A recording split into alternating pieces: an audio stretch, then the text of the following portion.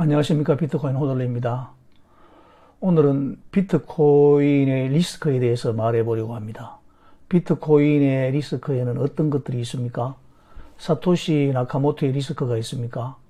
사토시 나카모토가 누구인지 밝혀지고 그가 소유한 비트코인이 움직이면 비트코인 가격이 폭락할 것이라고 예상하는 리스크입니다. 두 번째, 마운트 곡스와 관련한 리스크가 있다고 말합니다. 마운트 곡스가 채권자들에게 상환할 비트코인이 일시에 시장이 풀릴 때 비트코인이 폭락할 것이라고 주장하는 리스크입니다.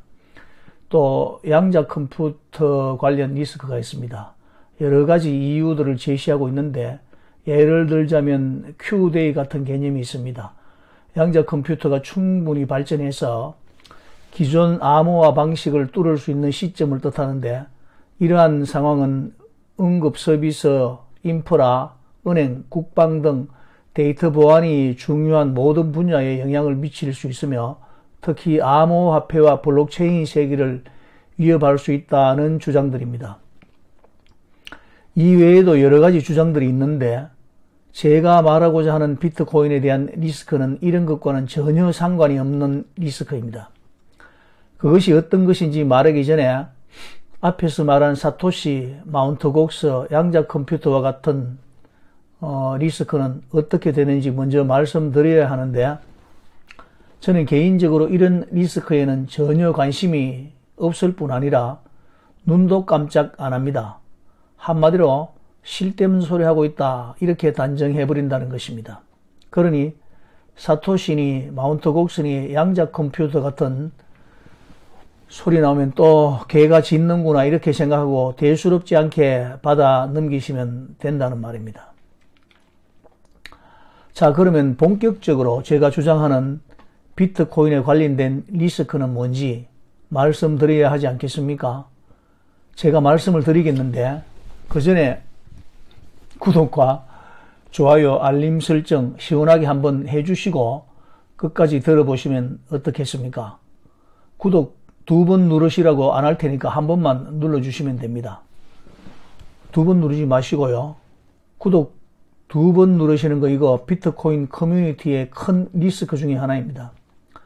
구독 안 하시면 저도 힘이 빠지거든요. 그런데 오늘 이 영상의 내용은 어디에서도 들어보지 못한 그런 내용이기 때문에 이거 안 들으시면 비트코인 투자하시는데 굉장히 많은 시간을 낭비해야 할 수도 있습니다. 제가 우리 시청자님들께서 소중한 시간 내서 보시는 영상을 무책임하게 제작할 리가 없지 않습니까? 그렇기 때문에 구독 누르신 줄 알고 시작하겠습니다. 너무 부담 갖지 마시기 바랍니다. 긴장을 풀고 열린 마음으로 편안하게 영상을 시청해 주시기를 바라는 마음에서 그냥 드렸던 말씀이니까 오해는 하지 마시기 바랍니다. 구독 안 누르셔도 영상 진행하도록 하겠습니다. 자, 비트코인 호들러가 말하는 비트코인에 대한 가장 큰 리스크는 무엇이냐? 여러분들은 무엇이라고 생각하시는지 스스로에게 한번 묻고 답을 해보시기 바랍니다. 만약 저와 같은 생각을 하신 분이라면 이 영상 안 보셔도 됩니다. 다른 영상 보러 가셔도 된다는 말씀입니다. 잘 들어보시기 바랍니다. 비트코인의 가장 큰 리스크는 바로 사람들의 비트코인에 대한 무지함입니다. 사람들의 비트코인에 대한 무지함. 야, 뭐냐, 이거 쓸데없는 소리 하고 있는 거 아니냐 이렇게 생각하시는 분들 계실 텐데요. 지금부터 사람들의 비트코인에 대한 무지함에 대해서 좀 길고 깊게 설명을 해보려고 하는데 쉽게 설명을 드리자면 사람들이 비트코인을 모르기 때문에 비트코인은 상당히 위험하다 이 말을 제가 하고 있는 겁니다. 다시 한번 말씀드리겠습니다. 비트코인이 뭔지 아는 사람이 없어서 비트코인의 미래를 장담하기 어렵다 이 말입니다. 비트코인이 뭔지 아는 사람이 없습니다. 그러면 이렇게 물으시겠죠. 아니 비트코인이 뭔지 모르는 사람이 누구라는 말이고 나도 알고 너도 알고 우리 모두 비트코인을 아는데 누가 모른다는 말이냐. 예, 세상 사람들은 비트코인을 모릅니다. 분명히 말씀드리는데 세상 사람들은 비트코인을 모릅니다. 이제부터 비트코인을 모르는 사람들이 누구인지 구체적으로 하나하나 말씀드려 보겠습니다. 첫 번째, 1번 타자입니다. 지금까지 비트코인을 한 번도 사본 적이 없는 사람들, 이 사람들은 비트코인을 모릅니다. 혹시 이 전제에 대해서 다른 의견이 있습니까? 비트코인을 한 번도 사본 적이 없는 세상 사람들, 그 사람들은 비트코인을 모릅니다. 그래도 이렇게 말하겠죠. 들어본 적도 있고 생각도 해봤을 건데 모르기야 하겠나, 이렇게 생각하시겠죠. 천만의 말씀입니다. 들어봤다고 생각해봤다고 비트코인을 알 수 있는 것은 아닙니다. 그 이유는 좀 이따 말씀드리기로 하고, 다음 2번 타자. 또 누가 비트코인을 모르는가? 비트코인을 사본 적도 없으면서 비트코인에 대해서 여러 가지 이론이나 견해를 가지고 떠들어대는 사람들이 있죠. 예를 들면 이런 말을 합니다. 저는 비트코인 투자하지 않지만 비트코인에 대해서 이렇게 생각을 한다 라고 말하는 부류들 말입니다. 이 사람들 비트코인 모른다에 제가 가진 비트코인 절반을 걸 의향이 있습니다. 제가 너무 세게 나가는 것 같습니까? 제가 그렇게 해도 상관없는 것이, 그 사람들은 내기에 걸 비트코인이 없을 거니까 내기가 성립이 안 될 겁니다. 그 사람들 비트코인 정말 모릅니다. 그리고 3번 타자. 또 누가 비트코인을 모르는가? 바로 월가를 비롯한 금융 엘리트들, 그리고 한국 여의도 증권시장의 똑똑한 사람들, 비트코인이 뭔지 모릅니다. 그리고 제일 잘 나가는 4번 타자. 비트코인을 모르는 네 번째 부류들은 어떤 사람들인가? 유감스럽게도 우리 사회에 잘 나가는 주류들, 이들이 비트코인을 모릅니다.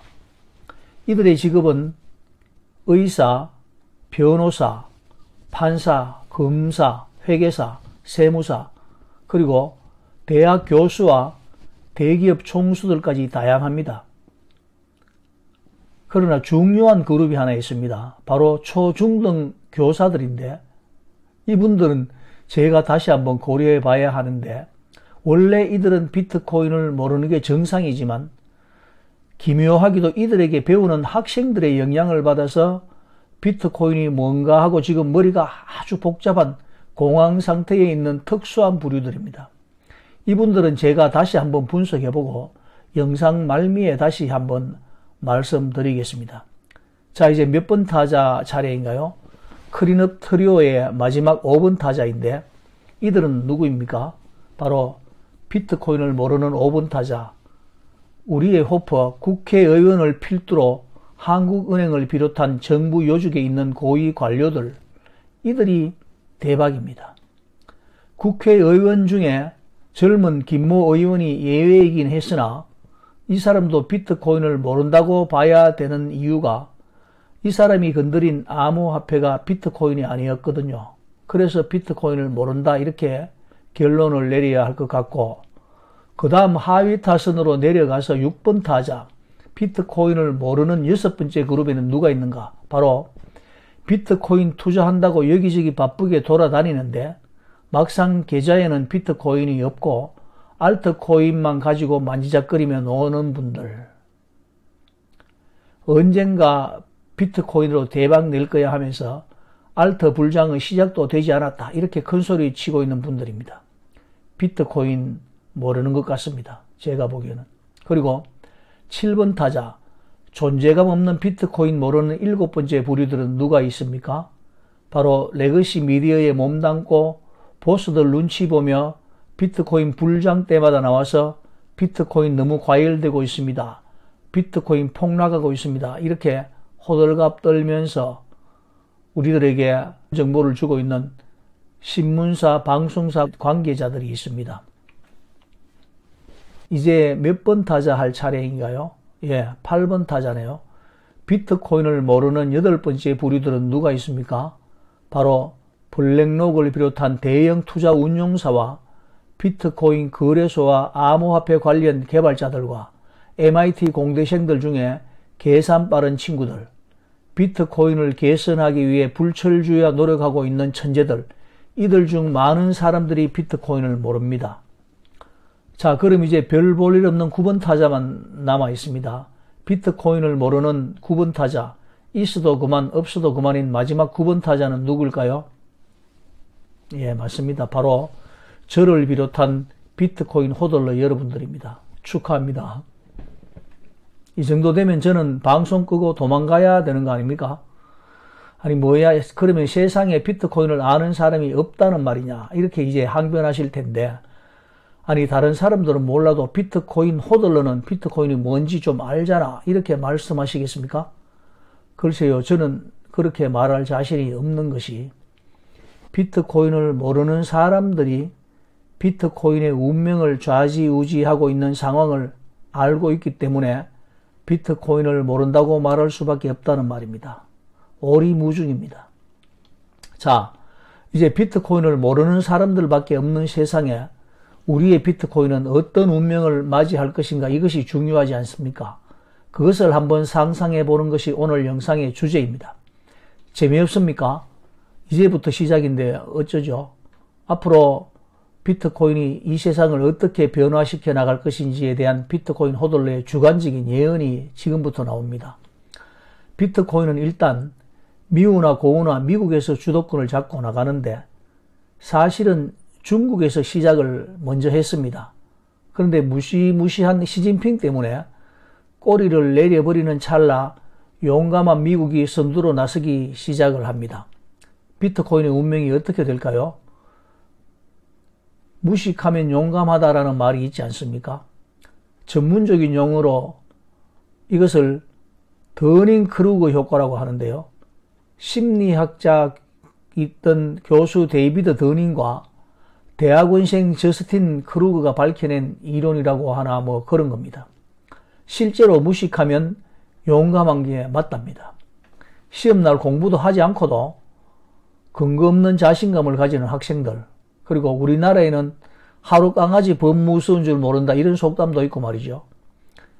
찰스 다윈은 무지는 지식보다 더 확신을 가지게 한다, 이런 예리한 지적을 했는데, 이 말도 꼭 저를 보고 말하는 것 같아서 고개를 들 수가 없습니다. 맞는 말이거든요. 자, 각설하고, 비트코인이 미국에서 주류 자산 시장에 일단 데뷔를 하지 않았습니까? 아직 1년도 채 지나지 않았는데 미국은 벌써 비트코인이 정치적으로 영향을 미치는 수준에 살짝 다가가고 있습니다. 뭣도 모르는 미국의 5번 타자 트럼프가, 또 트럼프를 비롯한 정치권에서 비트코인을 전략자산이니 뭐니 하면서 방망이를 돌리기 시작하는데, 그 영향력이 제법 그럴듯합니다. 우리가 좋아하는 테슬라의 CEO 일론 머스크가 응원가를 부르기 시작하고 분위기가 한껏 고조되지 않습니까? 비트코인을 비롯한 가상자산 커뮤니티가 벌써 도박판에 판돈을 걸고 있습니다. 이쯤 되면 어지간하면 우리나라도 움직일 법한데, 대한민국 저력이 있지 않습니까? 자존심이 있지 쉽게 미국 따라 나도 간다 이렇게 안 나가거든요. 아주 신중하게 접근을 합니다.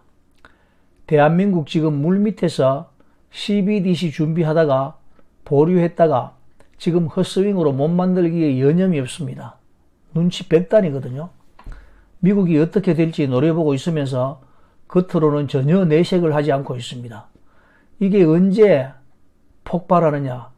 미국에서 트럼프가 대선을 먹고 비트코인 가격이 의미있게 상승을 하기 시작하면 한국에서는 어떤 반응이 나타나는가? 일단 한국의 눈치 빠른 1번 타자들 중에 발 빠른 선수들이 미국 방송 보다가 비트코인이 뭔지 관심을 가지기 시작합니다.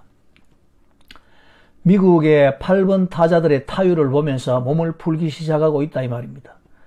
대한민국의 1번 타자들이 슬슬 출루를 하기 시작하는데, 2번 타자, 3번 타자, 4번 타자가 연속 삼진 병살타 치면서 점수를 못 냈는데, 대한민국의 히든카드 5번 타자가 있지 않습니까?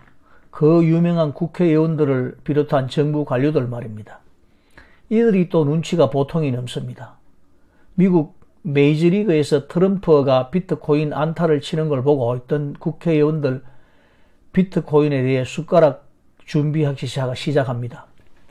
오직 한 가지 목적밖에 없습니다. 어떻게 말해야 표가 많이 나올까? 이 계산만 하고 있을 겁니다. 비트코인에는 관심이 없고 비트코인 투자자들의 향배에만 관심을 가지고 접근을 하고 있단 말입니다. 여기서 중요한 포인트가 하나 있는데, 대한민국에서 이런 선수들이 언제쯤 점수를 내면서 온 국민을 열광의 도가니로 몰아넣을 것인가라는 타이밍인데, 다시 말해서 언제쯤 비트코인이 김치 프리미엄의 영광을 되찾고 미국을 앞질러 대망의 금메달을 목에 거는 저력을 발휘할 것인가인데, 대한민국은 또 한다면 하는 나라이지 않습니까? 대한민국 이렇게 우리가 또 하는 나라입니다. 저는 그 시점을 다다음 반감기가 시작되는 2032년 전 어느 시점으로 보고 있습니다. 좀 멀죠? 그런데 그것이 다음 반감기로 당겨진다고 해서 이상할 것도 없습니다. 크립토컨터 주기영 대표는 그 시점을 2030년 전이라고 예상을 했는데, 저는 그 시점에 대해서는 확실하지 않습니다. 어쨌든 그런 시간은 오게 되어 있고, 대한민국은 한번 시작했다 하면 끝을 보는 저력이 있기 때문에 한국의 5번 타자가 방망이 힘차게 돌아가기 시작하면 발이 조금 느렸던 1번 타자들도 이제 슬슬 방망이에 불이 붙기 시작하고, 주포들인 4번이 한 방씩 보태주고 7번 타자의 보내기 번트에다가 8번 타자의 도루, 그리고 다시 1번 타자의 안타가 더해져서 대량 득점을 하기 시작하는데, 이때가 바로 하이라이트입니다. 이때가 되면 1번 타자의 포진에 있던 대다수의 비트코인을 한 번도 사본 적이 없는, 다시 말해서 3타수 무안타에 그쳤던 모든 선수들이 비트코인을 찾기 시작할 겁니다. 그런데 비트코인을 사는 방법을 모릅니다. 어디서 사는지도 모르고 K뱅크 계좌 개설부터 막히기 시작할 것인데, 아마도 비트코인 사러 은행 창구로 달려가는 사람들도 있을 것 같습니다. 어떤 사람들은 증권사 객장에 가서 비트코인 사자 외치는 웃지 못할 상황도 연출될 수 있을 것입니다. 그때 7번 타자 방망이도 불이 붙습니다. 매스컴에서 비트코인 사러 증권사 객장에 찾아간 노부부 항의하는 해프닝도 이런 뉴스가 나오고 그럴 것 같습니다. 이 시점에서 우리가 우려했던 일들이 일어나기 시작하는데, 바로 가짜 선수 약물 중독, 승부 조작 같은 일들이 나타나기 시작한다는 말입니다. 바로 가짜들이 판을 치는 시간이 옵니다. 이단과 사이비들의 세상이 도래하는데, 이때가 바로 비트코인의 무지함이 수면 위로 떠오르는 시간입니다. 수없이 많은 밈코인들이 출시되면서 이것이 바로 비트코인이다, 비트코인이 뭔지 모르는 사람들에게 비트코인을 빙자한 수많은 프로젝트들이 사회 문제로 대두될 것입니다. 이때 소위 주류들이 이런 폐단을 철폐하겠다고 앞장서서 5번 타자들에게 압력을 행사하기 시작하면 우리 정부에서 최악의 결정을 하게 되는 상황이 벌어지는데, 이것이 바로 제가 말하던 비트코인에 대한 무지함에서 오는 리스크라는 것입니다. 중국이 몇 년 전에 시도했다가 실패한 그 방법이 한국에서 등장할 수 있다는 말입니다. 박상기, 은성수의 나는 애교로 봐줄 만한 무리한 정책이 자신의 자리를 지키기 위해 모든 것을 희생시킬 수 있는 위정자들의 결정으로 비트코인은 엄청난 시련을 맞이할 수도 있다는 것이고, 그것이 바로 제가 예상하는 시나리오인 것입니다. 이것이 바로 제가 말한 리스크의 본질입니다. 물론 그렇게 해서 비트코인이 죽는 것은 아닙니다. 그러나 수년 혹은 10년 정도의 시간을 허비하게 할 수도 있고, 비트코인은 혼수 상태에 빠져버릴 수도 있다는 말입니다. 설마 그렇게까지 되게 하겠나 생각하실 수 있지만, 인류 역사를 돌아보면 우발적이고 사소한 일이 발단이 되어 인류의 역사가 바뀐 일은 허다했고, 합리적인 사고를 가졌다면 절대 일어나지 말아야 할 전쟁은 끝나지도 않고 있다는 말입니다. 이 모든 일들의 배후에는 인간이라는 호모사피엔스들의 탐욕과 끝없는 야심과 이기심이 그 근간을 이루고 있다는 사실입니다. 수많은 가짜들과 사이비들이 사회를 혼란시키는 근본적인 원인을 제공한 사람도 비트코인을 모르는 사람들이고, 사회를 혼란시키는 사람도 비트코인을 모르는 사람들이라는 것입니다. 이들의 무지함이 바로 비트코인의 리스크라는 말입니다. 그러므로 우리가 비트코인을 외면해야 하겠습니까? 그럴 수는 없습니다. 그럼에도 우리는 비트코인을 지켜내야 합니다. 비트코인을 모르기 때문에 비트코인을 지키고 있어야 한다는 것입니다. 아니, 비트코인이 죽지 않았기 때문에 우리는 비트코인을 지킬 수밖에 없다는 것입니다. 죽어가는 사람을 못 본 채 하고 돌아설 수는 없는 것처럼 죽지 않은 비트코인을 버려두고 돌아설 수가 없다는 말입니다. 우리는 비트코인을 모릅니다. 아니, 비트코인의 운명을 모릅니다. 비트코인은 탁월한 것이지만 비트코인을 모르는 망나니들 때문에 비트코인의 운명을 예측할 수가 없습니다. 그러나 우리는 포기하지 않습니다. 비트코인 호들러의 150번째 영상에는 대구 관송미술관 개관 전시회를 다녀온 내용이 담겨 있습니다. 그때 제가 언급한 국보 제68호 청자상감 운학 문매병이 전시된 모습을 묘사한 내용이 있습니다. 청자상감 운학 문매병은 견고한 전시대의 유리상자 안에 최고의 조명을 받으며 전시가 되어 있었는데, 그 문매병은 가늘고 투명한 그러나 견고한 낚시줄로 고정이 되어 전시가 되고 있었습니다. 왜 그랬을까요? 왜 그 문매병의 목에 낚시줄을 감고 당겨서 못으로 고정시켜 놓았을까요? 그것은 바로 청자상감 운학 문매병의 무지한 사람들로부터 발생할 리스크 혹은 지진이나 천재지변으로부터 문매병을 보호하고 지키기 위함이 아니었을까? 문매병을 아는 사람들만 있다면 문매병은 낚싯줄로 고정을 시키지 않아도 안전하게 전시가 될 것입니다. 그러나 문매병의 가치를 모르는 어린아이들이나 술주정뱅이들이 만약 그 전시품을 마주하는 경우라면 그것은 전혀 다른 문제가 되는 것입니다. 전시대를 밀어 넘어뜨릴 수도 있고 유리상자가 깨지는 일이 벌어질 수도 있을 것입니다. 비트코인을 모르는 사람들이 있다고 하여 우리는 비트코인을 외면할 수 없습니다. 그 상황을 감수하고 비트코인을 지켜내야 하는 것입니다. 영상을 마무리하기 전에 비트코인을 모르는 9명의 명단에 누락된 선수들을 소개하면서 비트코인의 미래의 희망을 가져봅니다. 세상 모든 사람들이 비트코인을 모른다고 했는데 누가 남아 있었나요? 바로 제가 영상을 만들면서 다시 분석해보고 고려해보겠다고 했던 바로 그 사람들에게 영향을 주었던 선수, 바로 우리의 다음 세대들입니다. 초중등 교사들을 헷갈리게 만든 바로 우리들의 자녀의 자녀들인 다다음 세대, 그들이 비트코인의 주인이 될 것입니다. 우리는 청자상감 운학 문매병의 목에 낚시줄을 묶어서 전시하는 역할을 하는 사람들입니다. 무지한 사람들의 리스크로부터 비트코인을 지켜가는 사람들, 비트코인 호들러는 비트코인을 팔아서 부귀영화를 누리려는 사람이 아니라 그냥 비트코인을 지키는 사람들입니다. 시청자 여러분, 구독자 여러분, 그리고 호들러 여러분들, 그래도 비트코인을 지키고 싶으신가요? 저는 비트코인을 잘 모르겠습니다. 비트코인 호들러였습니다. 영상 끝까지 시청해 주셔서 대단히 감사합니다. 빰.